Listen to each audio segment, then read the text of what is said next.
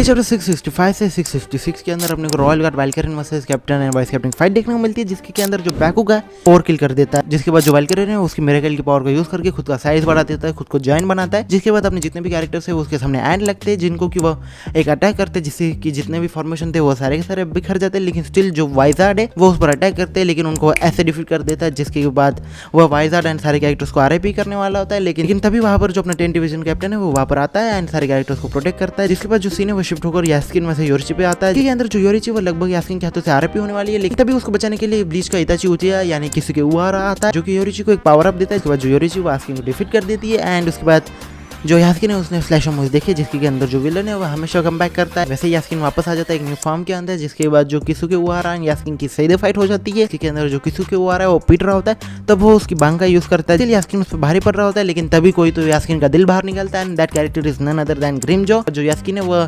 किसुके की तारीफ करता है, कहता है कि तुम इताची उचिया हो। ऑफकोर्स ये बात नहीं कही उसने।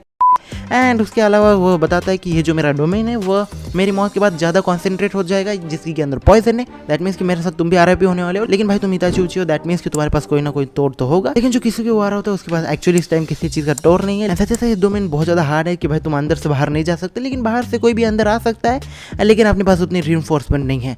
एंड अगर ऑथर ने ऐसे दिखा होता है कि रीइंफोर्समेंट नहीं है, तब जो पैनिक लेवल है हम सबका बढ़ जाता है। लेकिन जो ऑथर था उनके मूड में ही नहीं था, सो बिकॉज ऑफ दैट अपने को सीधे दिखाई जाती जो नेल है वो इस डोमेन के बाहर है। दैट मीन्स कि हम सब जानते हैं कि आगे क्या होगा। एंड उसके बाद ये जो सीन है वो वापस शिफ्ट होकर वाल्किरियन वर्सेस कैप्टन की फाइट पर चला जाता है, जहाँ पे जो 10 डिवीजन का कैप्टन है वो वाल्किरियन को हराने की कोशिश कर रहा होता है, लेकिन वाल्किरियन बहुत ज्यादा भारी पड़ रहा होता है। तब जो बैकुगा वो 10 डिवीजन कैप्टन कहता है कि मैं तुम्हारी मदद करता हूँ। जिसके बाद 10 डिवीजन कैप्टन कहता है कि इसकी साइड के हिसाब से 2v1 गलत नहीं होगा।